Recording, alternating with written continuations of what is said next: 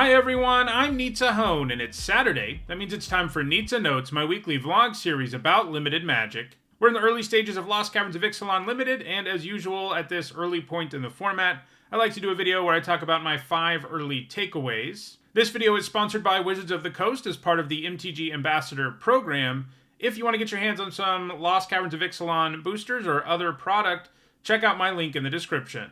Alright, so let's dive in with my 5 early takeaways for Lost Caverns of Ixalan Limited. So the first thing is that this is not a fast format, and that's something I'm pretty happy about. Lots of formats lately have been. This one isn't, and that's good because most of this format's mechanics, whether we're talking about Descend or Craft or even Explore to some extent, they're all better if games go longer. And if this format had been too fast and all of those mechanics ended up not working, we would have been in a really bad spot. But it doesn't look like that's the case. The format is slow enough that you actually have time to, have more controlling decks, mid-range decks. You can take the time to load your graveyard for value. All that kind of stuff is on the table in this format. And I think that's an important early takeaway because it also means generally that the aggro decks just aren't as good as we've been used to recently. There's a lot of really good, cheap, efficient removal that makes it harder for aggro decks to just curve out and kill people. So that is certainly a relevant factor, both in terms of letting you do a wider variety of things, but also that aggro decks in the format, they exist, of course, they always, or almost always do, but they're not capable of finishing people off quite as effectively in this format as they have been in more recent formats. On a related note, getting Descend is very doable, especially if you're in blue-black, but all of the color pairs that care about Descend, which are largely, in terms of Descend 4 and Descend 8, the ones that are kind of slower Descend mechanics, those mostly show up in blue-black and black-green, less so in black-red. But, getting to Descend 8 by, turn 5 or 6 is pretty doable, believe it or not. And getting to Descend 4 is very doable. You do need, as I talked about in the set review, you do need to make sure you're running as few non-permanents as possible so that any card going into your graveyard adds to your Descend. And it's very doable in the format. This is another thing I noted in the set review. They made sure there were a lot of permanents that filled roles spells usually do, whether it's like equipment that attaches to things to be a combat trick, whether it is, an artifact with craft that you flash into play to use as a removal spell. There's lots and lots of permanents in this format, more than normal, and it makes it very, very doable. That combined with the format speed, combined with the variety of ways to get cards into your graveyard, has made getting Descend a very, very real thing, and it's something you have to respect. It also means, graveyard hate is very relevant in this format. The Dig Site Conservator, for example, 2-mana, 2/1, sack it exiles 4 cards from a graveyard.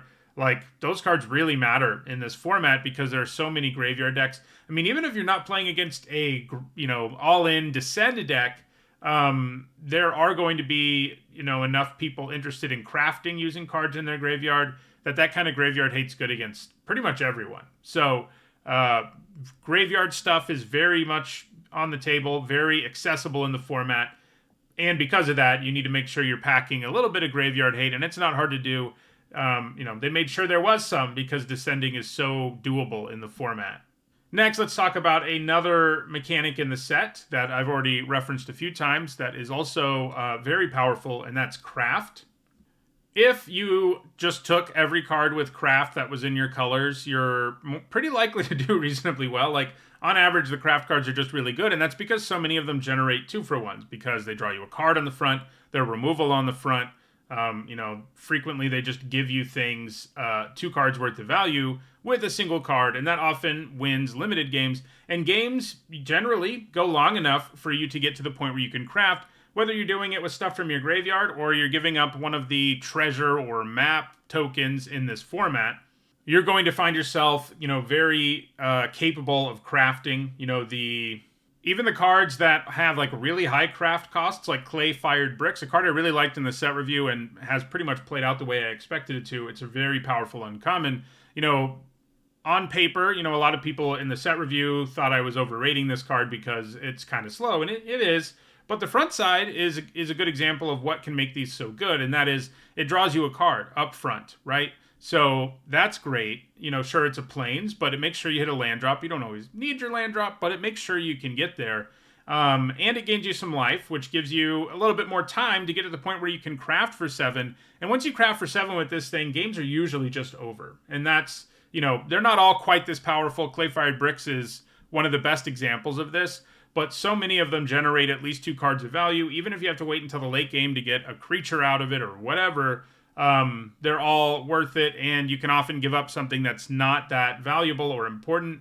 And these cards are also all helped by the fact that there's all these other things that pay you off for having artifacts around, whether you're tapping them or sacrificing them or whatever. So they're not dead cards nearly as often as you'd think they would be. So yeah, Craft, Descend, both very powerful mechanics where you can expect to get full value out of the cards that have them more often than you could in maybe your typical limited format, largely because this format isn't an incredibly fast one. And another mechanic I want to look at, so far I've basically said, hey, I was right about Craft and Descend, and, I was. But there was one mechanic I was wrong about that has been better than I expected, and that is Discover. So, Discover is inherently pretty strong, right? It gives you a card worth of value no matter what, because you look at cards from top of your library, till you hit one with the right mana value, then you get to cast it or put it into your hand. I didn't think Discover was, bad necessarily. I gave cards like the 4 mana 3/2 in red that discovers when it enters. Like I said, that was the best red uncommon in the set, and it's certainly up there. But what I didn't realize is that even cards that don't give you a card worth of value already, like obviously a 4 mana 3/2, you're getting a body and a card. That's pretty obvious that's going to be good. But there are cards in this set that don't deliver very much value on their own, but they have Discover stapled to them, and that's made them better than I expected. The best example of this is probably Itali's Favor. I think I gave this a D in the set review, right? Meaning, you're not really going to play this. Because I just didn't think the Aura's boost was enough, worth enough more than a card for the Discover part to bail the card out entirely. But it has, and in a big way. This card is really overperformed. It's probably the biggest, right now in the format, probably the biggest overperformer of any common in the set. Because it turns out stapling Discover to this while you add this stats boost to your creature feels pretty good. You don't always discover into something awesome, but you're almost always going to get something, and it's usually something that adds to the board because you want to run so many permanents in this format anyway. And if it doesn't add to the board, it's probably an instant or sorcery that removes something from your opponent's side. So you end up getting, you're still not getting a 2-for-1 necessarily out of Itali's Favor, right? But you're certainly getting more than a card worth of value. It's just ended up being that good. And that card has simply been one of the best commons in the set so far, which is not something I expected at all going into the format. So that's, Discover is one area where I was really wrong. Even the sorcery that makes 3 creatures unable to block and discovers has been serviceable. I mean, it hasn't been as good, great or anything, or even good, but it's been okay to run one of in your red decks. Another one that's really overperformed with Discover, and this is a card I liked a lot more than Itali's Favor, and that is Zoetic Glyph, which animates an artifact and discovers if they ever kill your thing. That's been another one of the most powerful, non-rare, non-mythic cards in the set at this point. And I gave it a C+ in the set review. It's played out more like a B, maybe even a B+, because it does give you a 2-for-1 a lot of the time. This is another example where it doesn't look like it would give you enough, like a full-on 2-for-1, because you have to have something to animate anyway, but because there's so many random artifacts around, having something to animate kind of feels like a whole card anyway, and then you have this Discover, thing that bails you out if your opponent ever kills your creature.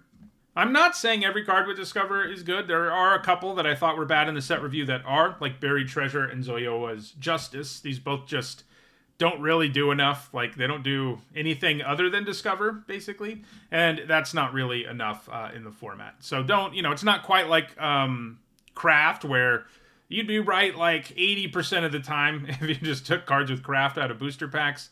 It's not as true with Discover, but there are certainly cards with it that have overperformed in a really, really big way. Itali's Favor, most noticeably. At least it's overperforming based on what I was expecting.